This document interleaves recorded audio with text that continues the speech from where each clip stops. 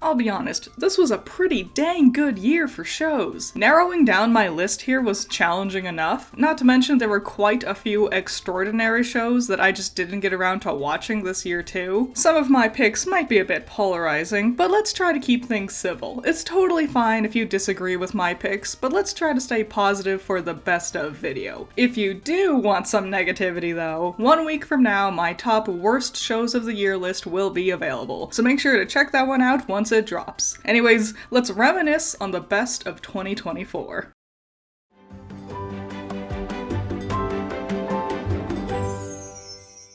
I always feel a little weird putting a reality show or a competition on this list, but man, I just really like Bake Off. And this year's batch of contestants were all really charming and fun, and they all had such cool creative bakes this year too. Nelly was especially precious. Oh yeah, every day, I just wake up in the morning, let me do some caramel and, fluff it out. She's so sweet and fun, oh my god. I cannot stress enough how this is my favorite cooking show of all time. It's pleasant and charming, the hosts and judges are all entertaining in different ways. It's an absolute delight. Your tongue bleu.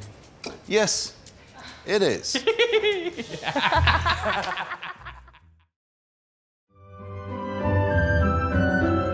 They took the adorable nature of Pokemon, the adorable premise of living a comfy life at a resort, and mixed it with the adorable style of stop-motion animation. Honestly, it's so cute, I don't think my heart can take it. And her Pokemon is a Psyduck. Oh my god, it's so cute. Sorry, we're gonna be stuck in PowerPoint mode for this one. Pokemon notoriously doesn't like footage of its shows being used in videos, and I'd rather not get this vid taken down. And it's such a shame, because all the still images really doesn't do the show's precious style justice. Pokemon Concierge is rather short, only 4 episodes total, but it makes up for that with its heartwarming characters and lighthearted story. I adore seeing Pokemon in casual environments, not just battles, and this gave me that in spades. It's a delightful little story. Whether you're a fan of Pokemon or not, I highly recommend it. You're the reason we can't have nice things. Reacher Season 1 only made it to my honorable mentions when it first aired, so I'm happy I can give it a place on the list proper this time. That being said, I don't quite think this season was as tightly written as its first one, but that definitely doesn't mean it isn't still thrilling. We do something really different this time around, having Reacher work with a team of his old MP friends, and it's super cool because they're all so good at what they do. It's like the good old days. Yeah. You on the sidelines while I do all the work. Also, Robert Patrick is the villain, and he's amazing, obviously. It's a great action-packed season, a fun change of pace that keeps a lot of what was fun from the first one too. Season 3 sounds like it'll also be a really fun premise, so maybe it can find itself even higher on my ranking next time. AM will be there, and so will the people who killed our guys.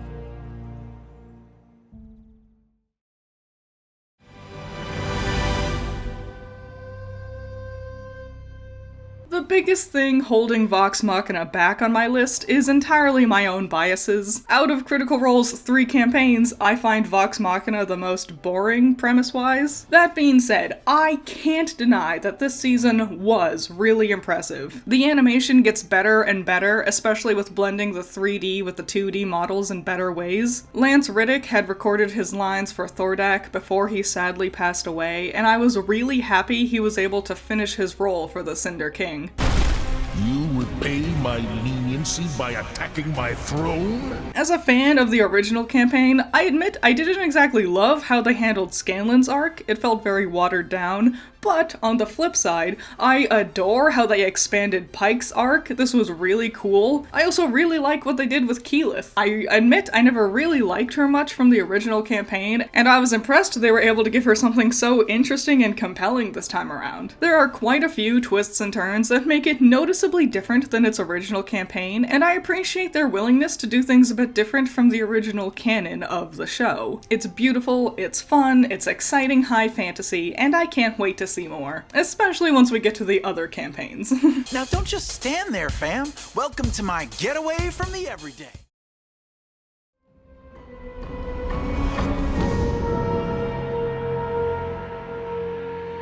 Yes, I liked Acolyte. I think it's neat and different. It was really unfortunate that this show highlights how horrible fan spaces are for Star Wars, but this is the best list, so let's just focus on the positive stuff. I liked finally seeing something other than the boring old Skywalkers for once. It's really cool seeing the Jedi Order, like, still being active. We got a tiny hint of Darth Plagueis, which was actually terrifying. I think the best part of the whole show was how over the top the choreography was. They did some really neat things with the Force, their lightsabers, and I appreciate them doing new and interesting stuff with this world still. To gripe, I do think the show's biggest problem is its pacing. Once you watch the whole thing, it all makes sense, but from the first viewing, the first few episodes were terribly slow. Honestly, I think this would have benefited from being one movie rather than being stretched out for a whole season. Why didn't you tell me there was a chance this poor girl survived? If I thought there was, of course I would have.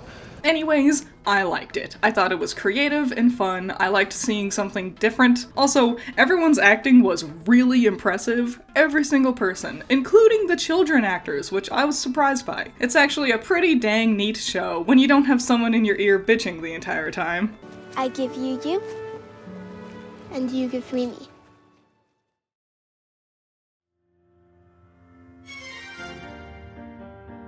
Echo was initially introduced in Hawkeye's TV show, and she stood out so much thanks to her awesome skill set and cool personality. So when I heard she was getting her own spin-off show, I was really intrigued. Marvel doesn't always stick the landing, but thankfully, this time around, I think they did something really cool. I admit, the show is a little all over the place. I get the feeling there was some issues in the writing room, and it didn't need to be this long. I really miss you around here. But beyond that, it's a cool setting, and it's neat seeing some more sides to the complexity of Kingpin. But of course, our titular character, Echo, really is the biggest standout element. She's just so interesting, and such an amazing actress too, oh my god. I don't know if we'll ever see Echo again, but I'm glad she got to really shine here. It's fun seeing Marvel go outside their comfort zone.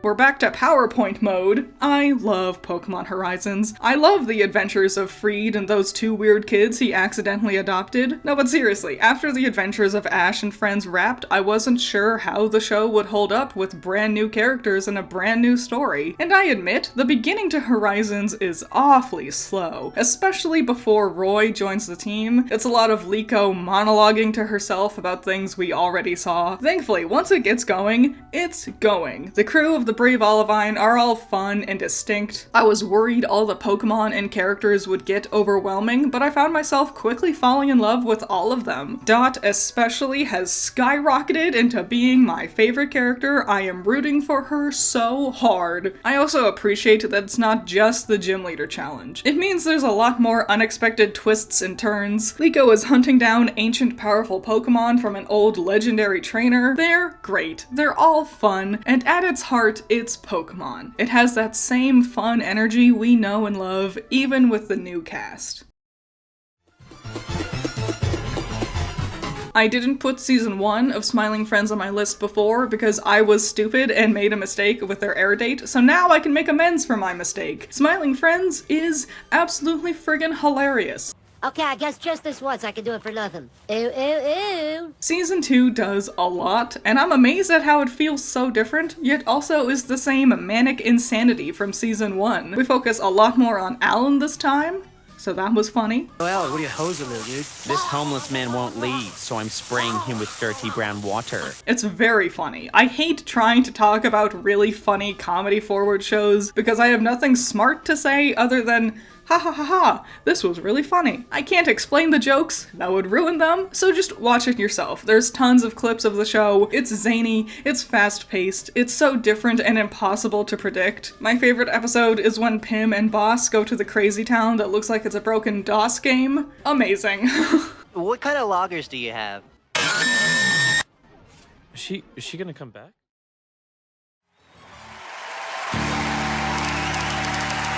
Kinda similar to Great British Bake Off, I feel sorta weird having a reality show on the list, but I had to rank it this high because we got 2 amazing seasons this year. Series 17 and 18. Absolutely fantastic. Between the two, I thought 18 was funnier. It's Rosie and Jack. They're just hilarious together on the team tasks.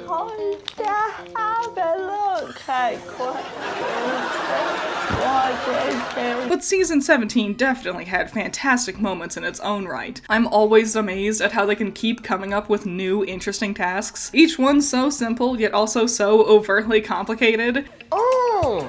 You know what I'm saying? Yeah, write that down. When you bust a 2-step, add some flavor. It's one of my favorite shows of all time, and the best part, you can watch all of it right now, right here on YouTube. Yeah, the Taskmaster YouTube channel posts all of their full episodes for every season right here on YouTube. You can literally binge the entire show right now, right here on the site you're already on. And you should, because it's such a fun and cool show. But the thing is,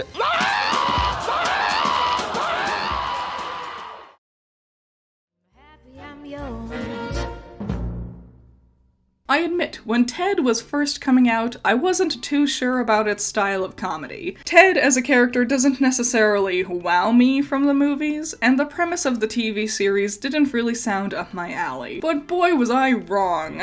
I definitely had to get through a couple of episodes before it really sold me, but I was having a blast with it by the end of the season. Say it once. No. Just one time. No. She's not gonna do it. Come on, just one fuck. Nah, she doesn't want to go to hell. I was amazed at how funny the different family members all ended up being. No one felt flat or got lost in the crowd, and there were quite a few moments of surprising depth and honesty, especially with the mom character. It is very much Seth MacFarlane humor, so if that's not your cup of tea, your mileage may vary. But I was very impressed, and I'd love to see a second season. I bet they can iron out all of the growing pains from that first season and do even more with a second one. Last year we had an Indian kid.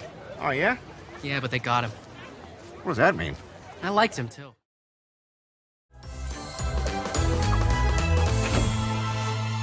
Trust me, I know this show is not going to be for everyone. I've already made a full 1-hour-long video going over everything I felt like that was executed really well, and where I felt like it needed improvement. Despite my critiques, I can't deny that I at least had fun with the show. I find the world interesting. I think the premise has a lot of room to really grow and do something cool and creative. I love seeing you, Jerry, but I'm too tired. I need to pass out. Oh, you can sleep when you double dead, fuckhead! The most impressive aspect of the show, hands down, the songs. There's 2 in every episode, which is pretty dang impressive in its own right. Not every song is a hit, I admit, but a lot of them really go above and beyond. Hell is forever, whether you like it or not. I'm very intrigued to see where the show goes from here. I'm hoping, just like what I was just saying with Ted, it can really start to spread its wings with a second season. Now that we've introduced all these different characters and elements, they can focus on fleshing things out and refining the story a lot more. I'm just choosing to be hopeful here. It's creative, it's catchy, I had a lot of fun talking about it. Hopefully that carries into its second season. Hi, I'm Emily, the other Seraphim, though you can call me Em.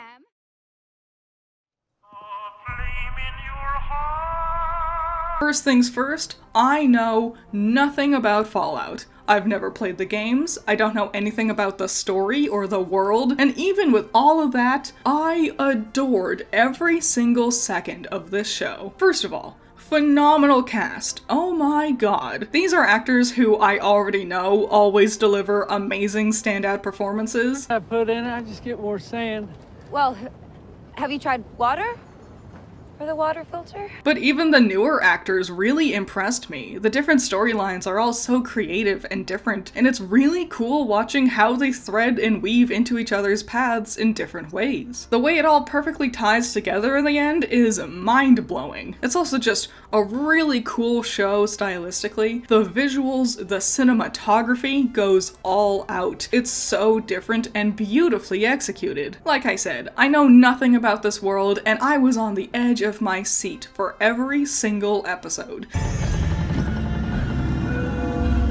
You wouldn't happen to be a doctor, would you? They did an amazing job explaining the concepts of the world without making it feel like homework, and the characters' standout personalities made different encounters for them feel turbulent and exciting. It's so thrilling, so much fun. I can't wait for season 2. Where we left our characters, there was so many interesting things developing with all of them. I'm on pins and needles just thinking about it. Absolutely stunning work. Okie dokie.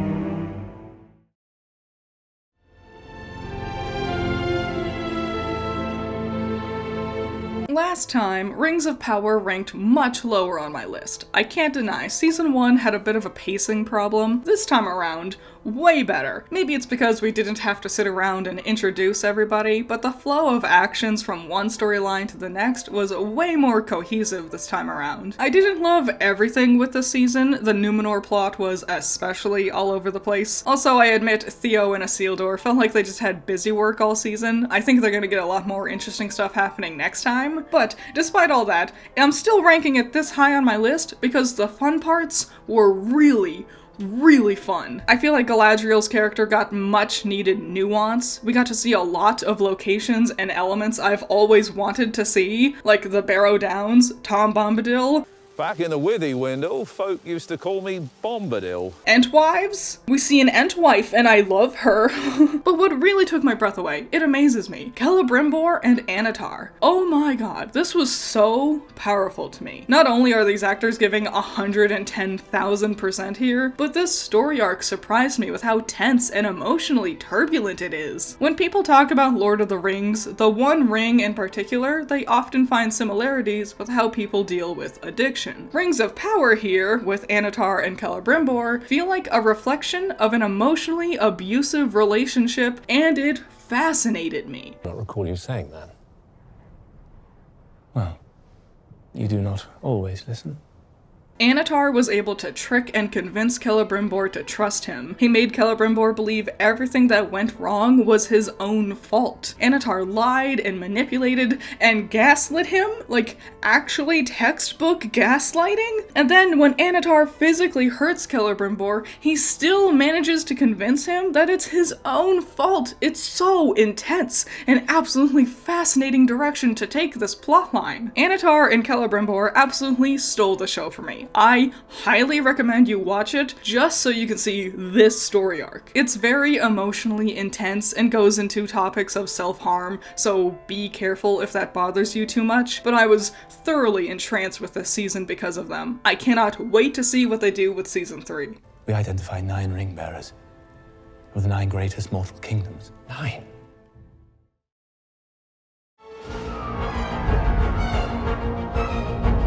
I tell you what, I was worried the show wasn't going to be good. Like I said earlier, Marvel, pretty hit or miss, and it's been a lot more misses than hits lately, and I really wanted this one to be cool because everything about the premise is just the things I love. I love witches, I love the premise of a magical witch road trip with specific challenges designed around each member of the party. That's so cool, and thank God this actually ended up being not only as cool as I wanted it to be, but even more above and beyond. Oh, she's based on me, you know. The soundtrack. Phenomenal. It's mostly the one song they sing multiple times, but hot damn, it's catchy as hell. The cast and characters were so much fun. Patti LuPone especially stole the show. She's a treasure. It was surprisingly emotional and hard to predict. Lots of cool twists and turns that blew me away, especially at the end, and thankfully it knew to stay within its own story. Too often Marvel will distract themselves with trying to set up the next TV show or drag unnecessary characters and elements into something to tie it to another movie or whatever. This time around, they kept it solely on the premise of Agatha, and I think the whole experience was a lot stronger and had a lot more meaningful development because of it. Wherever you are, a coven there shall be. That's beautiful. Now, It's definitely not. I don't know if we'll see any of these characters again, but I sure would love to. The squad's dynamic feels like a classic bunch of misfits and made every obstacle and every conversation all the more entertaining. They also did a lot of cool cinematography and directing here too. Each different trial they dealt with felt different and was filmed differently. And they did some absolutely stunning work with Lilia's trial especially. Oh my god. I don't want to say any more because going in spoiler free will be all the more fun for you. You really should check it out. It's super fun. I was falling. I will fall. Now it's time for some honorable mentions.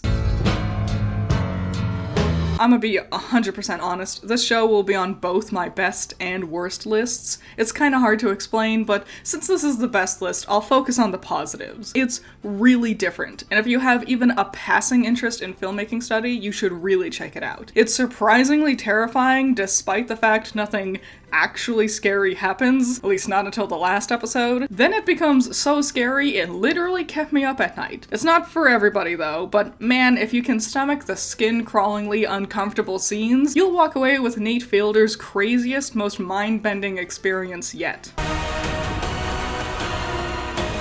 I'll be honest again with this one, this will also be on both the best and worst lists. Focusing on just the positives, I think there's a lot of heart in this series, especially when it comes to the actors. You can really just tell how much love they pour into their performances, and I think some of the changes to the plot and story really jazz things up, and basically every way they expanded on the Fire Nation with Zuko, his crew, Iroh, absolutely fantastic stuff. It's got problems for sure, but I'm hoping its second season can fix a lot of the issues we had with this one. Not only did we get its third season, but now its fourth season just started up too. Ghosts is fun. It's a nice lighthearted comedy with quirky characters. I think it gets better and better with each passing season. So if you want something easy to binge, I highly recommend checking it out. This fourth season, I'll admit, isn't as good as the first two, but it's a whole lot better than season 3. I feel like we're starting to really see Flanderization for some characters here, and they seem to be struggling to keep a status quo for the show, but I think the mystery this time around was a lot of fun. Having the victim not only be a character we've known for the whole show, but also being such a close friend of Charles made it extra unique. The movie set plotline was kind of cool too. Like I said, better than last time, but not as good as seasons 1 and 2.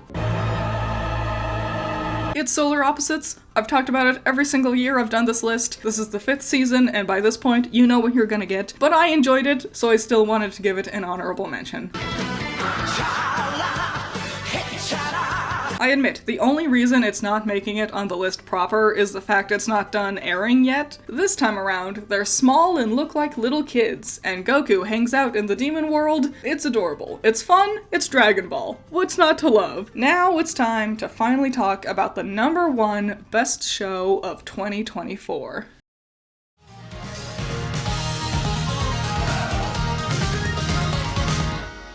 I can't believe how much amazing fun this show is. The premise is so simple. Adventurers travel into a dungeon, and they cook and eat the monsters on the way. It's fantastic. But it's the deeper elements of the show that made it skyrocket to my #1 spot. Hold on! You can't put those in! Why not? There's no way I'm eating that! First, all the ways they explore how to prepare and cook all the different foods is so creative and cool. Not only teaching you, the viewer, about real-world cooking techniques, like how to deep fry something without goofing up the batter, but also the way it explores the different kinds of monsters they eat is where it really gets exciting. Sure, you could picture how someone could eat a mushroom monster, or something like a basilisk, but then we get to the really cool stuff. Golems? Well, they're just made of dirt. Turn them into walking gardens. Mimics? Well, what if they're actually like bugs designed to look like coins in chests with a detailed and intricate ecosystem? Ghosts? Turn them into ice cream, obviously. It's jaw-dropping just how smart and creative the ecosystem of this world is. If you wore this, Marcel, we think you'd look real cute.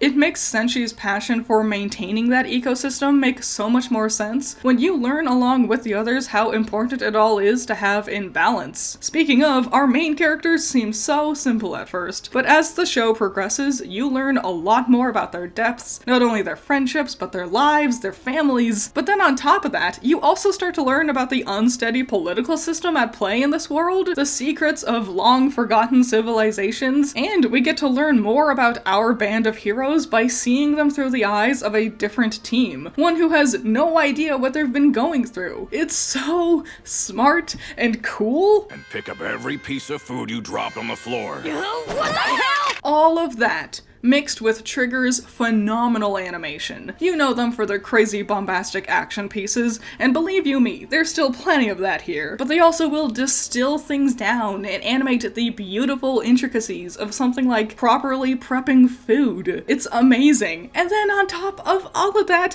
the show is also freaking hilarious. Dryad fruits! How do I reverse time? Cut it out! Oh my god, this is one of the funniest shows I've ever seen. Usually anime's humor doesn't work for me, but the phenomenal cast, the timing with the visuals, it's so funny. This show aired really early on in the year, and I was amazed when it just kept going, giving us a whopping 24 episodes for its first season, and I knew immediately once it wrapped that absolutely nothing was going to beat it this year. And this was a really good year for shows too, but none of it came even close to being as fun, funny, emotional, exciting, thrilling, creative, cool, and inspiring to me as Delicious in Dungeon. Not only the best show of 2024, but one of the best shows I've ever seen. Roll credits.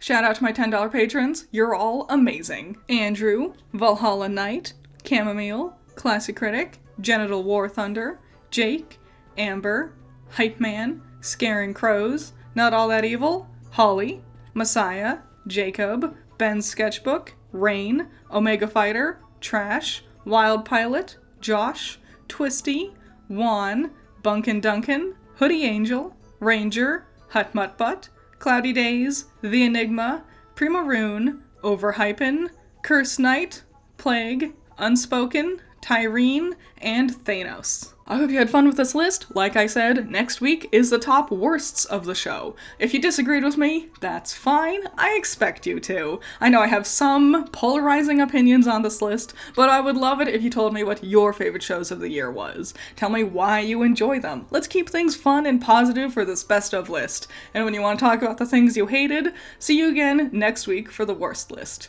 Any and all thoughts and opinions, leave them in the comments below. I'd really appreciate it, and I'll see you in the next one. Bye-bye.